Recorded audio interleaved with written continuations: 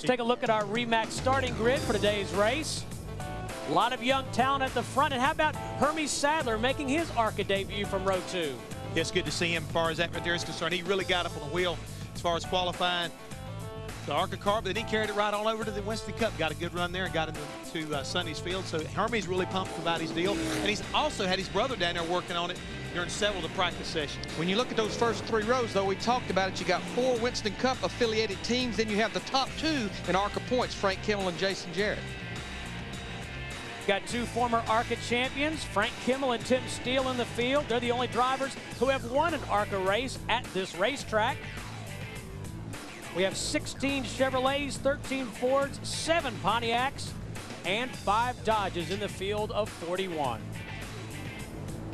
Mark Gibson back there in row 14, the winner from Atlanta earlier this year. Yep, happy birthday, Mark.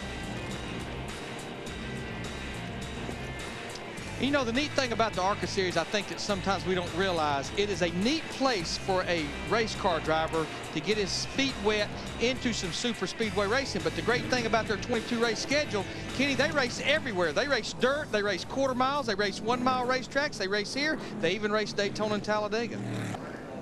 Pace car is off. Schrader, are you going to do it for us, no, buddy? I'm not doing it. Oh, yeah. I can't believe it. I did it last time. You got to do it, Schrader. Come on, Schrader. You can do it. You can do it. Boogity, boogity, boogity. It's not like Darrell, but we're off anyway.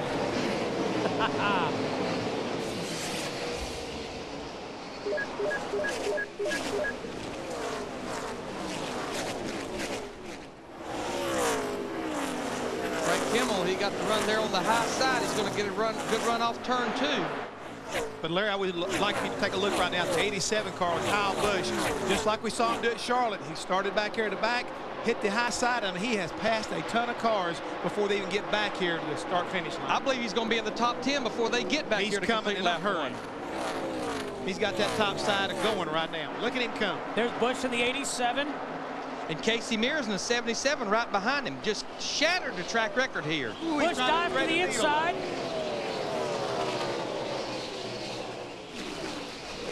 Three wide down into turn 1. Kenny, that's been a trademark. We have one smoking between turns 1 and 2. The caution is out. Got 1 car around coming. Oh! Back across the racetrack, and he was collected there. 96 of Ken Weaver. They're still hitting the wall back there. Very vulnerable when you're spinning like that to get hit in the side. And almost made it, but 1 car clipped him. There's Weaver in the 96. Caution out on lap number 2. Now, unlike Winston Cup, when the caution comes out, it's a lot like the Indy cars. The field freezes at the moment the caution comes out. They do not race back to the caution. Also involved in that car, in that accident, was the number 6, Brian Cones from Livonia, Michigan.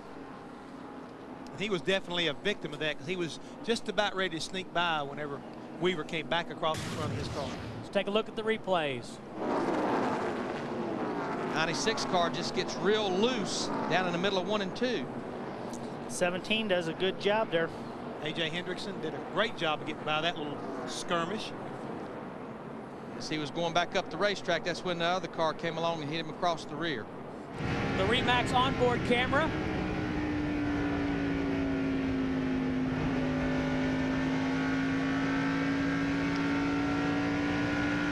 Pirelli gets by, and as Jeff said, A.J. Hendrickson did a great job avoiding that. And thank goodness that was in the left rear and not that left door. He really is, and again, go back to when I was talking to the Kimmels earlier, both Frank and his crew chief. It's just incredible. We have a crash. Caution's right out. Down in turn 1. It's our leader, Kyle Busch. You just wonder, I'm sure we'll have a replay if maybe he got into a lap car or something. A lot of debris on the racetrack on lap 25. This is coming down the front stretch right here, all by itself. Tire just come apart, yep. Right rear tire. Right rear tire.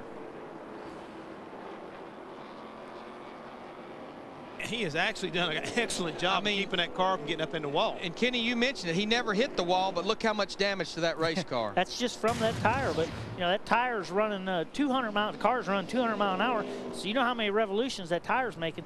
That's a fairly big deal when the whole tread comes off. Mears by Sadler. Speaking of, there's Elliott Sadler. Whoa, trouble, one trouble. around in turn 4. Mike Langston in the 47 goes around. Keep it up there. If we get a replay of that, you'll see that he got a tail slapper, as we would call it. Yeah, and he got to steer into it about 3 or 4 times. You finally get so far behind on your steering that most of the time you don't get it gathered back up. And that's a shame, because I tell you, he'd had a pretty good race car all weekend. I know he qualified 24th, but he qualified with a right rear tire going down. That's what it felt like now. Just come around with him. He did a good job of minimizing damage there. That's only so much you can do. Different number on this car. This is the same team that Tina Gordon drove in the ARCA Series 4 last year. He would love to see a caution flag and then come in. Well, we have it, Dick Bergman. We've got a caution flag. I believe they hadn't thrown it yet. Keith Merton, 19 car. There is the caution flag. So that's the caution that Frank Kimmel needs. So maybe he was making a smart move there. A good decision. Did you see the job that Merton did as far as catching that car back up and be able to come on around? This should tell us right here what happened. Oh, it's... Well, there it is right there. Yeah. We actually went all the way up into Christy Passmore in the 91 car. And I think, again, we talk sometimes about the rate of gain that you run into here at a place like Michigan. If you got a fast race car and you close on a car that's not running quite as fast, and that's what you get into. And he's made a really strong run back up to the top 10 run. Dan Shaver also in that bunch. Oh, Shaver goes around. And Bobby Gearhart in the 5, and they stack up behind him. This 1-car spin has turned into about a 6-car wreck. See Keith Mert just involved in that spin earlier in the 19 car. He's involved as well. Caution is out. Christy Passmore also caught up in that accident. Caution out on lap 68. 5. Yeah. I'll tell you what, A.J. Hendrickson did another outstanding job there. He's had several close calls today. A lot of cars just victim here. Boy, look at Keith Merton, 19 car. That was a very hard lick. Car come all the way up off the ground. White flag is out. 2 miles between Casey Mears and his first ARCA Series win. And look at these guys right here. Hermes Sadler in 02, Frank Kimmel in the 46. They were basically side by side. And guess what Hermes done on the last lap? Now Frank's going to go to the bottom. He's going to go to the bottom of the racetrack. We haven't seen him on the bottom of the racetrack. No, but we've seen that momentum off the top side carry that car on the outside down that back straightaway, and I think we'll see that to the end of this race. You see right there, Elliott Sadler, his brother right there, cheering Hermie on. Boy, Frank drove off into turn 3 right to the bottom, but once again, we'll see if Hermie gets that run on the top down side. There. He's coming up, though. Casey Mears takes the checker flag. Here comes Hermie and Frank Kimmel. Hermie's going to beat him right out of car lane. Good job, Hermie.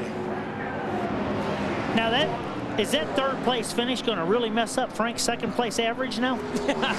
Oh, maybe just a little bit. Just a little. By a fraction. But considering he had a vibration with 50 laps to go, I'm sure he's pretty happy with that 3rd place finish. Talking about happy, look at the 77 car Casey Mears. Those guys have got to be ecstatic. Casey's first ARCA win and just his 2nd career start. He's a 6th different ARCA Series winner in 2003.